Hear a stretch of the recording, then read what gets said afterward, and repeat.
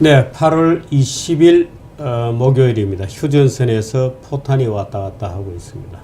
북한이 아마 고사포럼을 쏜 것 같고 한국군이, 우리 군이 여기에 대응해서 약 36발 150mm를 36발을 대응 사격을 했다고 합니다. CNN 같은 데서도 주요 뉴스로 지금 다루고 있고 일본 방송들은 거의 톱 뉴스로 이 시각 그 뉴스를 전하고 있습니다. 오늘 한명숙 의원이 대법원에서 유죄 판결을 받고 요란법적한 재판이 일단 끝났습니다. 대법원 전원합의부라는 게 당치 않는 재판부지만 어떻든 전원합의부에 8대5의 표결을 거쳐서 5명은 3억을 받은 거다 이렇게 보한 거고 나머지 8명은 8억을 받은 것이다 이렇게 보았습니다. 사법부도 점차 입법부에 종속되는 듯한 그런 모습을 보이고 있습니다. 지연된 정의는 정의가 아니다. Justice delayed is justice denied 이런 법언이 있다고 합니다. 그런 법언이 생각나는 국회의원 그 임기 끝날 때 다대회 가서 이제사 5년 만에 그런 것은 아주 간단한 사실 확인이면 끝나는 재판인데도 5년이나 끌어서 역시 정치 건물들은 일반 국민들과는 굉장히 다른 대우를 받는 것 같습니다.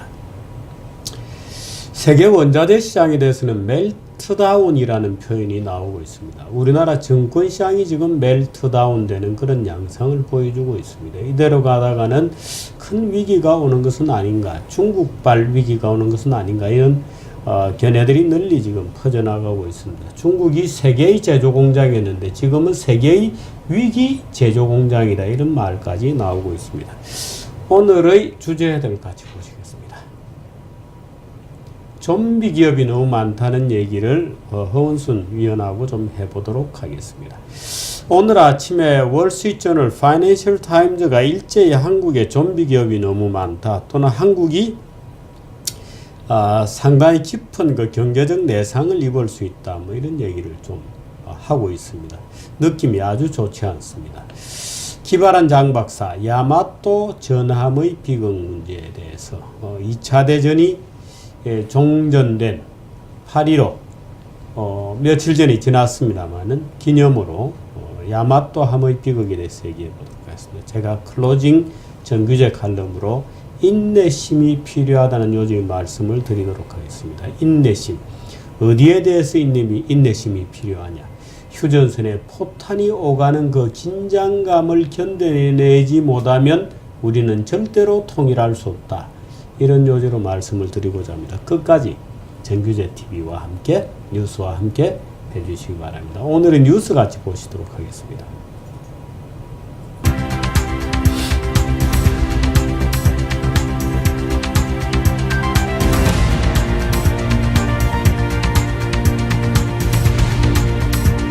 정규제가 직접 고른 국내외 주요 뉴스들입니다.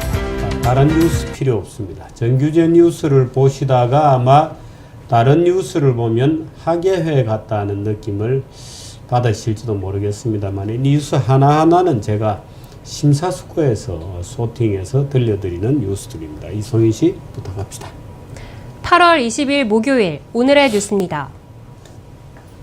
박근혜 대통령이 중국 전승절 기념행사에 참석하기로 전격 결정했습니다.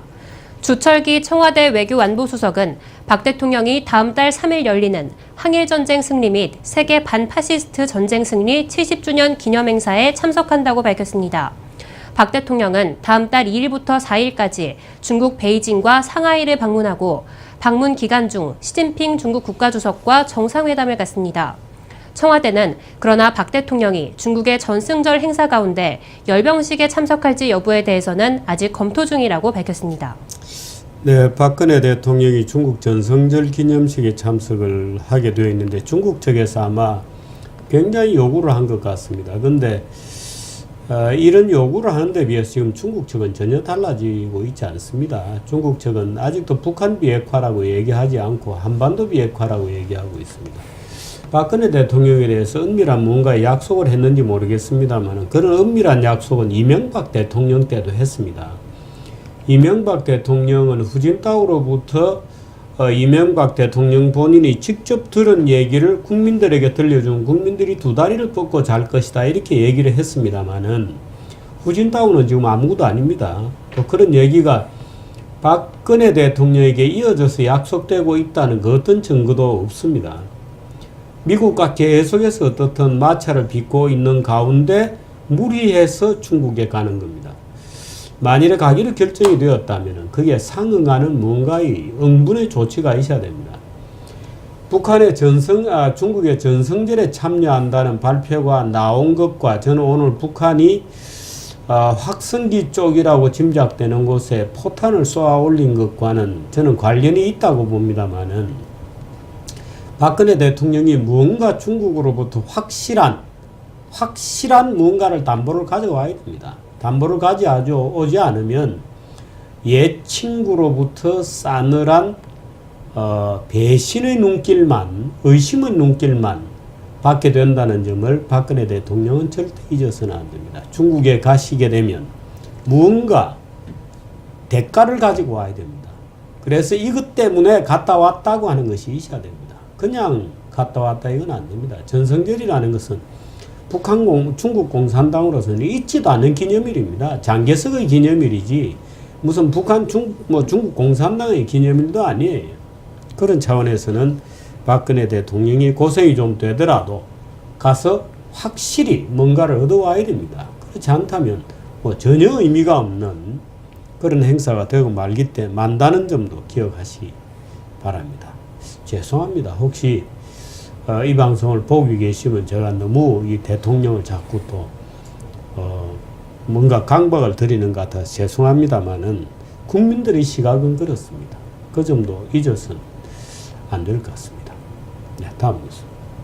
한명숙 새정치민주연합 의원이 불법 정치자금을 받은 혐의로 징역 2년을 확정받았습니다. 대법원 전원합의체는 오늘 대법관 8대5의 의견으로 정치자금법 위반 혐의로 기소된 한 의원에게 징역 2년과 추징금 8억 8천만 원을 선고한 원심을 확정했습니다. 이에 따라 한 의원은 국회의원직을 잃게 됐고 2년간 옥살이를 한 뒤에도 향후 10년간은 선거에 출마할 수 없습니다. 한 의원은 한만호 전 한신건영 대표로부터 불법 정치자금 9억 원을 받은 혐의로 기소됐는데 기소부터 판결까지 5년의 시간이 걸렸습니다. 네, 그 전에 5만 달러인가요? 그 뇌물 혐의는 이미 무혐의 처리된 그 다른 사건입니다.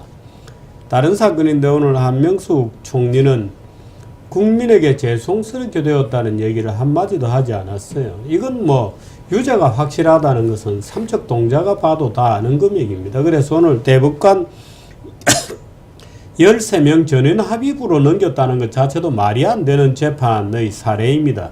대법원 전원 합의체로 넘겼다는 것은 마치 무슨 새로운 판례의 어떤 규칙이 나오거나 법에 대한 새로운 무슨 해석이 나오거나 할 때 말하자면 전원 합의부 붙이는 건데 이 사실관계가 명백한 이런 뇌물 사건, 정치자금 수수 사건 이런 걸 가지고 대법관들이 13명이나 모여서 전원 합의 재판을 한다는 것 자체가 있을 수 없는 예산 낭비입니다. 예산 낭비고 아까 말씀드렸습니다만은 justice delayed입니다. delayed is justice denied입니다. 부정된 정의인데 그동안에 세비 다 받아가고 세비도 다 받아가고 국회에서 국회의원으로 방망이 두드릴 거 다 두드리고 지금 와가지고 2년 징역형이라는 게 저는 참으로 납득이 어려운 것인데 한명숙 본인 예를 들어 누가 봐도 이게 유죄라고 우리가 상식적으로 생각하는 것은 본인은 안 받았다고 주장하는데 주었다는 사람이 준 수표가 한명숙 총리의 동생에게서 발견이 되었어요. 그건 누가 주었나요 거기에? 그 한 총리에게 줬다는 수표 중에 일부가 동생이 무슨 부동산 매 거래 계약 대금으로 그게 수표가 있었다는 거 아니에요. 그건 안 받았다고 주장하면서 무죄라고 노무현 대통령 이후에 자기 선에서 정치 탄압이 끝나야 되겠다라고 만일에 주장한다면 다른 사람도 다 받는데 왜 나만 가지고 그래 이런 얘기이거나 아니면 대법원의 판결까지 부정하고 동생에게서 나왔다는 수표의 존재조차도 부정하거나 둘 중에 하나여야 됩니다. 한명숙 총리는 명색이 총리까지 지내신 분인데 이렇게 되면 곤란합니다. 국민들에게 미안하게 되었다. 어떻든 내 문제로 이렇게 대한민국 사법부가 수년 동안에 수십 명의 판사가 동원이 되어서 골머리를 썩였으니 참 국가적인 낭비가 되었다. 정말 죄송하게 생각합니다. 이렇게 얘기를 하고 들어가는 것이 예의에 맞고 격에 어울립니다. 근데 박지원까지 나서가지고 무슨 재판이 공정하니 탄압이니 박지원 본인도 지금 뇌물 사건 받았어요. 1심에서 유죄 판결 받았고 대통령 비서실장 할 때 뇌물을 받아서 감옥까지 갔다 온 분이 이런 문제 나서가지고 재판이 공정하다 안 하다를 떠들 수 있는 것인지 정말 왜들 그러시는지 모르겠어요. 지금 국회의원 중에 재판받는 사람이 한두 명이 아닙니다만 좀 속전속결로 해서 정의를 좀 세워주시기를 바랍니다. 근데 요즘 사법부가 갈수록 입법부에 말하자면 덜미를 잡히고 있습니다. 사법부에서 출세 좀 하려고 하면 전부 입법부 가서 인사청문회 돼야 되고 이러기 때문에 이 정당이 잘 보이려고 지금 판사들도 난리거든요. 그래서 이 사법부조차도 입법부에 완전히 하수인으로 지금 전락하는 듯한 양상을 보이고 있어서 그 점은 정말 큰일입니다. 이번에 5년에 걸린 이 재판도 상고법원에 관한 무슨 뭐 법안 이런 것들이 국회에 올라가 있고 하기 때문에 야당의 압력에 사법부가 굴복하는 듯한 외양을 보였다는 것도 너무나도 명백한 것이어서 참 걱정이 됩니다. 이런 식으로들 하지 마시기 바랍니다. 이 나라가 망할 정도입니다. 이게. 네. 수도권 규제 과잉으로 대기업 10곳 중 4곳은 공장을 해외로 옮길 의향이 있는 것으로 나타났습니다. 전국경제인연합회가 수도권 대기업 100개사와 중소기업 230개사 등 330개 기업을 대상으로 수도권 규제 완화에 대해 설문조사한 결과 이같이 나타났습니다. 대기업 37%는 수도권 규제가 개선되지 않을 경우 해외로 공장을 이전 설립할 의향이 있다고 답했습니다. 또 중소기업을 포함한 330개 전체 기업 중에서는 24.2%가 해외 이전 의향이 있다고 밝혔습니다. 이전 의향이 있다고 답한 대기업의 52.9%는 수도권 규제가 경영활동에 영향을 주고 있다고 답했습니다.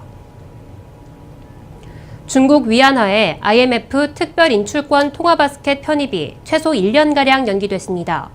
IMF는 현재의 특별인출권 SDR 바스켓을 내년 9월까지 유지하기로 결정했습니다. 현재 준비 통화는 미국 달러화, 일본 엔화, 유럽 유로화, 영국 파운드화로 구성돼 중국 위안화를 포함하고 있지 않습니다.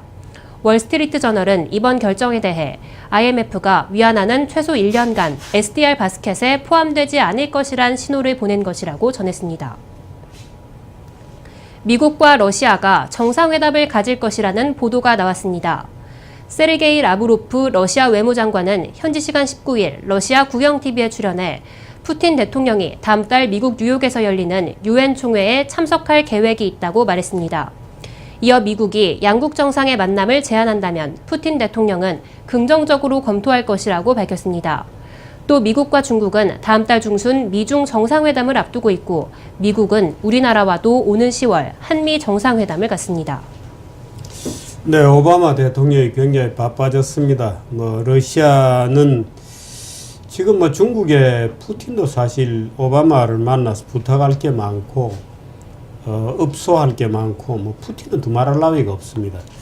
우리나라도 마찬가지입니다. 우리나라도 지금 경제 외교, 환율 외교가 굉장히 심각한 그런 상황이 있습니다. 중국과 일본은 미국으로부터 환율에 대해서는 적어도 평가절하에 대해서 굉장히 엔도스를 받고 있습니다. 해도 좋아.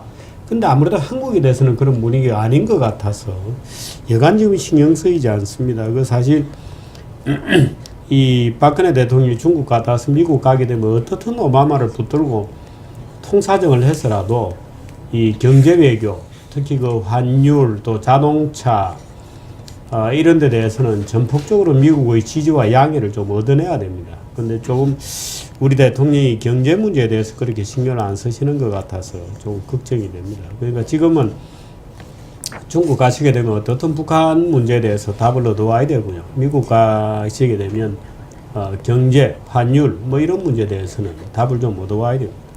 네, 다음 뉴스 하나 더 하죠. 일본 도요타 자동차가 하청 업체들의 부품 가격 인하를 요구하고 나섰습니다. 오늘 니혼게이자의 신문에 따르면 토요타는 철광석 등 원자재 가격 하락을 제시하며 올 하반기부터 가격 인하를 요구하고 있는데 인하폭은 0.5에서 1% 수준이라고 알려졌습니다. 토요타의 하청 구조는 피라미드 형태를 보이는데 가장 정점에는 토요타가 있고 두 번째는 1차 납품업체인 덴소, 아이싱전기 등 450개사가 있습니다. 그 밑으로는 2차 납품업체 약 10,000개사가 있고 마지막에는 3차 납품업체인 중소기업 등 수만 개 업체가 자리하고 있어 토요타의 결정은 하청업체 수만 곳의 생사를 좌우할 만큼 막대합니다. 토요타는 올해 사상 최대인 2조 8천억엔, 우리 돈 약 27조 원의 영업이익이 예상되지만 향후 닥칠 혹독한 상황에 대비해 미리 비용을 절감하려는 의도로 분석됩니다. 네, 하나 더 할까요? 네. 유니클로. 예. 다음 소식입니다.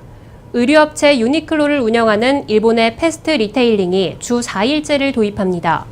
오늘 니혼게이자의 신문에 따르면 일본 유니클로 840개 매장에서 근무하는 정규직 10,000명이 오는 10월부터 주 4일을 근무하고 3일은 휴식을 취하게 됩니다. 다만 근무 시간은 하루 8시간에서 10시간으로 늘어났는데 주당 기준으로 변함없이 40시간을 일하게 돼 급여는 그대로 유지됩니다. 패스트 리테일링은 이번 제도를 통해 직원들의 자기 개발과 여가 시간이 늘어나고 충성도도 높아질 것으로 기대하고 있습니다. 네, 일부 뉴스는 여기까지 하겠습니다. 이 도요타 얘기를 전해드렸습니다만은 제가 어쩌다가 이 원가 후려치기에 대해서 얘기하면 사실 제 속마음을 잘 모르는 중소기업 하는 분들이 야 정규재 당신은 대기업 편인가 이렇게 얘기하시는데 그럴 리가 있습니까?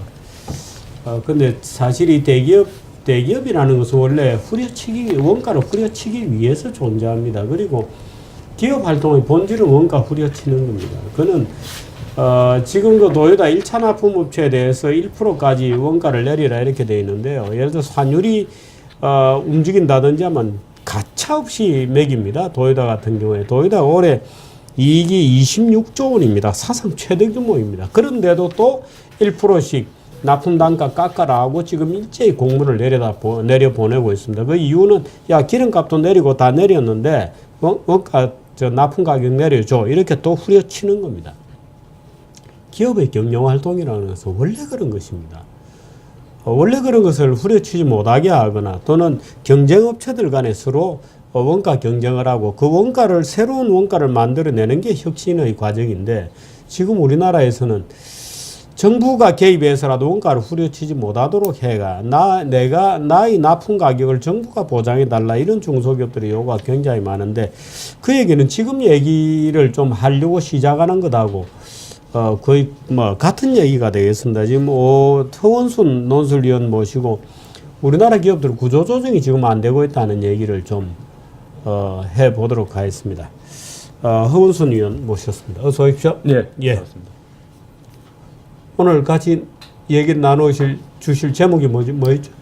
기업 구조조정. 근데 예. 그 구조조정 말씀드리기 전에 예.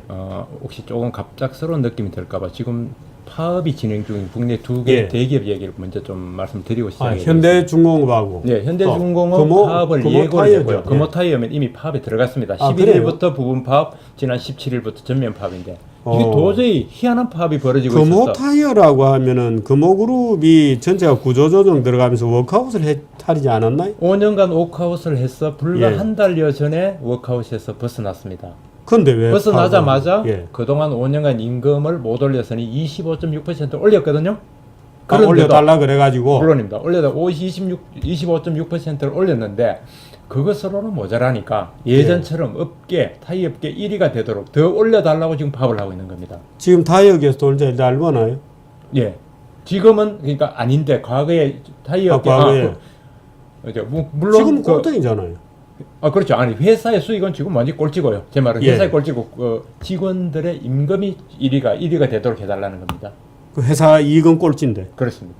근데 워크아웃을 했다 그러면 워크아웃을 하는 동안에 채권단이라든지 또는 어떻든 공적 자금이 들어가지 않았겠습니다만은 결국엔 무슨 산업은행이다 또는 국책기관, 금융기관까지 동원되어서 지원을 했을 거 아니에요. 바로 그 점입니다. 그래서 이 워크아웃에 들어갔다는 게 옛날로 예. 치면 우리가 솔직히 좀 미안한 얘기로 예. 부도가 될 기업들을 부도가 망해야 되는 회사죠. 예, 엄밀하게 얘기하면. 부도가 될 기업들을 그대로 하면 너무 충격이 크고 우리가 예. 그거 하니까 기회를 주자 해서 살려내는 그 기업 구조조정 방식이 세 가지 있거든요. 크게 봐서 예. 첫 번째가 은행단 중심으로 하는 자율협약. 아, 자율협약. 자율협약입니다. 이거는 법적인 근거는 없습니다. 예. 그냥 채권 은행들이 모여서 우리가 이러이러하게 돈을 빌려주고 이렇게 예. 당분간 채권 회수를 하지 말고 예. 해서 키워보자. 예. 두 번째가 워크아웃. 기업 예. 개선 작업이라는 거죠. 이 워크아웃은 법적 근거가 있습니다. 예. 금융위와 금융감독원이 하는 기업 구조조정 촉진법에 따라서 그렇군요. 신용 그러니까 여신 공여가 500억 원 이상인 기업에 대해서 이걸 합니다. 그다음 그다음 세 번째 유명한 이제 법정관리죠. 법정관리죠. 법정관리는 물론 이제 법정관리에 그 따른 법에 따라서 하는데 무엇이든 간에 이게 대단한 특혜를 그러니까 어떤 특혜를 줘서 살려놓은 거 아니에요. 그렇죠. 특혜를 줘서 정책 자금도 들어가고 사실은 정책 자금은 국민 세금입니다. 다 아니 일반 은행에서 이자를 은행에 대한 까주는 것도 그것도 마찬가지죠. 예. 뭐 다른 예금자로부터 이자가 전가되는 건데 이전되는 건데 근데 그 못하게 살려놓으니까 지금 노조에서 먼저 보따리 내놔라는 예, 그러니까 하루에 지금 회사 측 오늘 자료를 보니까 하루에 영업 손실이 물론 이건 반드시 뭐 직접 그건 아니지만 하여튼 생산 차질로 인한 손실이 52억씩 쌓여간다는 겁니다. 근데 문제는 우리나라 기업들은 구조조정 이렇게 들어가면 대부분 살려놔요. 안 죽이고 성동조선 그대로 살아있죠. 예, 뭐 그렇죠. 조선도 하나 회사가 공급 과잉 때문에 문제가 생겨서 공급을 회사가 망해서 공급이 줄여야 되는데 줄지를 않아요.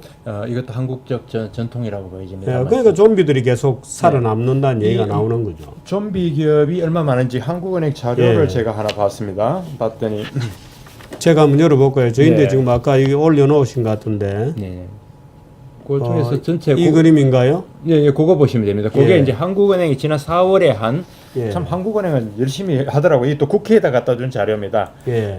그래서 그 자료를 보면은 예. 금융 안정 보고서라는데 한계 기업의 상황에 대해서 쭉 썼는데 이 이건 한계 기업이 좀비 기업입니까?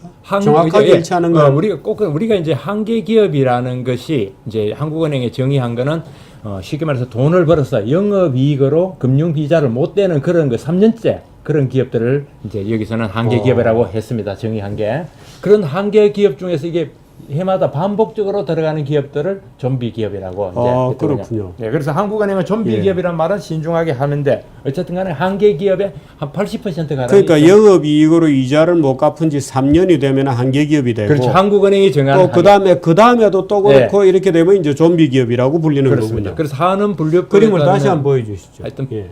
한계 기업의 80%가 좀비 기업인데 어쨌거나 저 보십시오. 요거는 지금 2012년까지만 있습니다. 2012년 보면 제일 오른쪽 막대 그래프를 보시면 3천이 조금 안 되죠, 숫자가. 예.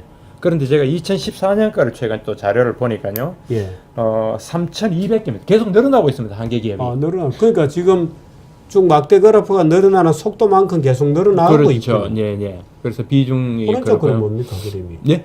대기업 중소기업. 저거는 똑같은 건데 대기업 중소기업을 나눈 거니까 오른쪽 그림에 막대 저걸 합치면 왼쪽에 파란 저게 되는 겁니다. 그렇군요. 그 다음 그림은 어떤 겁니까? 예, 그거 한번 넘겨 보시면 요거는 이제 예. 아까 그 얘기한 만성적. 요것도 뭐 전체 아까 제가 말씀드렸잖아요. 전체 만성적 한계 기업 중에서 좀비 기업 그런 비율인데 예. 어쨌든 대기업 이 가운데 만성적 한계 기업을 좀비라고 부르는 좀비 거군요. 기업이라고 우리가 부르고 있어요. 오늘 아침에 FT에서도 저 기사가 나왔습니다. 파이낸셜 타임즈에서. 파이낸셜 타임즈에서 인용했던 예, 기사가 요 그림입니까? 예, 여기 이제 전체 우리가 한 3,000개 가량이 3,200개 중에서 예, 그 좀비 2012년 요건 그러니까 12년인데 아까 말씀드린 요건 12년 거고 2014년 기준하면 여기 3,000개가 넘습니다. 요 자료에는 없습니다. 그 숫자는. 만성적 그러니까 좀비 기업이고 예, 예. 이게 FT에서도 한국의 구조조정이 안 된다는 취지로 이거를 인용 보도했던 그런 건데. 그렇군요. 이 그림은 어떤 거죠? 이 그림 좀 요건 이제 제조업별로 제가 제조업으로 다른 보고. 자료를 많이 넘겼는데 뭐 크게 이건 주목 안 하셔도 되고요. 예. 제조업 옆에는 또 비제조업 그렇군요. 그러니까 종목별로 이렇게 되는데. 예. 우리 구조조정 방식이 아무튼 문제가 있다. 예. 지금 그렇게 합니다. 그렇지 않고는 이 노조들이 그게 어떤 자금을 지원한 건데 임금으로. 예. 그리고 현대중공업은 지금 당장은 아니지만 잘 알려진 대로 조선이 지금 굉장한 불황 속에 들어가 있고요. 대우조선은 뭐 분식회계까지 불거져 지금 엉망이죠. 그 현대중공업은 판다는 거죠. 작년에 파업했죠. 예, 예. 아니 그 현대중공업은 이제 이번에 파업을 결의해 놓은 상태입니다. 그래서 예. 26일은 전 노조원이 참석하는 3시간 부분 파업, 28일에는 대의원급 이상의 간부들이 참여하는 7시간 파업이 예고되어 있습니다. 예. 그래서 뭐 21일 다시 양쪽에 협상이 있다고 하지만 이야기를 들어보면 협상 형식적인 거고 그대로 파업을 간다는 건데, 현대중공업 역시 작년에 적자가 3조 2천억 원이었습니다. 작년에. 할 말을 있게 만드는군요. 원래 그게 계속해서 원래 2분기도 제가 찾아보니 1,700몇 억의 영업 손실이 났고요. 예. 그런데 무슨 이름도 깁니다. 온갖 명목에 뭘 달라 해서 월 평균 25만 원을 더 내놔라라는 지금 요구거든요. 예. 그러면 이게 호황기 때보다 더 한데 음. 이게 과연 이 구조조정을 도대체 할 생각이 있는 건지 없는 건지 이런 일이 지금 구조조정이 안 되고 있고 뭐 조선, 해운, 철강 뭐 다 지금 구조조정이 안 되고 있다는 건 알려진 사실이고, 이제 이런 것들이 소위 이제 나중에 우리가 위기적 상황이 되면 이제 폭발의 뇌관이 되는 거죠. 네. 뇌관이 되어서 터지게 되는데, 문제는 이제 이게 노동조합들까지 이제 가세해서 오히려 그런 기업일수록 더 지금 스트라이크를 열심히 벌리고 있으니 이게 참 문제인 것 같습니다. 네, 우선은 뭐 이렇게 워낙 저금리에 별 일이 없으니까 굴러간다 치더라도 예. 만약에 중국 뭐 지금 뭐 왜 참 한일 예. 전쟁인지 외환위기인지 어떤 검은 구름이 오고 있는데, 만약에 그런 위기적 상황이면 과연 지금 어떻게 이 해야 그림은 되는지. 어떤 건가요? 늘어나는 가계부실 위험 가구. 요거는 요건 아까 그 자료 안에 들어가 있는데 한계기업이 예, 이건 예, 2014년까지 요게 아까 요거를 요 숫자를 보시면은 3,290 아까 2012년까지가 나왔는데 3,200개로 나왔죠. 뭐 가계 부실도 뭐 사실 15.2%고 가계도 지금 위험 가구.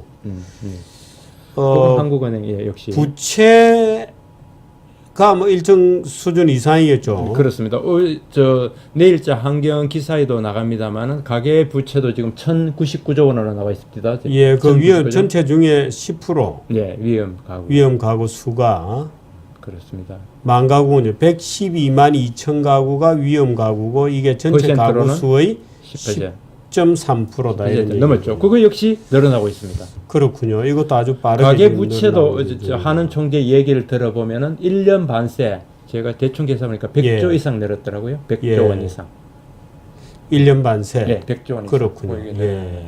그렇군요. 그런데 어쨌든 이 구조 조정을 좀 촉진해야 되는데 예. 또 이런 얘기도 합니다. 은행이나 채권단에서는 좀 해보려고 하면 이게 또 정치권에서 관여를 한다는 겁니다. 그래서 뭐 국회다 뭐다 해서 뭔가 간섭 압력 회유까지는 뭐라 해야 됩니까? 하여튼 그런 또 구조조정을 못하게 하는 그런 요인도 있고, 이게 그래서 뭔가 도려내고 제대로 수술해야 될 부분을 무슨 소염 진통제나 바르고 있는 지금 그런 상황이 아닌가. 그 회사 구조조정에서 스크랩을 해야 될 회사가 있는데 이제 국회의원들이 달라붙고, 그 회사 노조원들이 이제 국회의원들한테 정치 자금이나 주고 뭐 또는 뭐 정치 자금을 안 하더라도 이제 전화질 해대 가지고 뭐 우리 회사 안 살려내면 다음 선거에서는 뭐 어떻게 하겠다 하면 이제 국회의원들이 열심히 나서 살려주고 뭐 이제 이런 식으로 되니까 구조조정이 될 리가 없는 거죠. 그렇게 해서 이제 과잉 투자 계속 쌓이고, 좀비라는 게 그게 이제 하나가 다른 기업들까지 다 망하게 물귀신으로 끌고 가는 거거든요.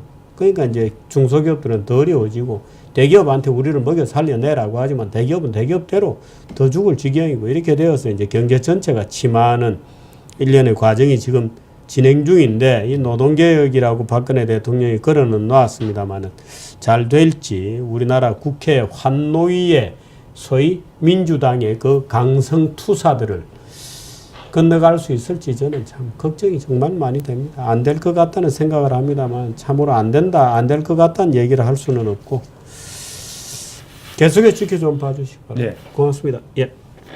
광고 하나 듣고 가도록 하겠습니다.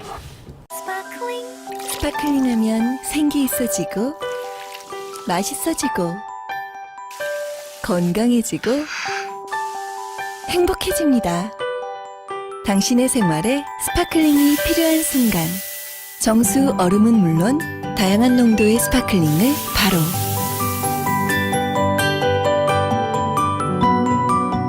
삼성 지펠 푸드쇼 케이스로 새로운 냉장고 생활이 시작됩니다.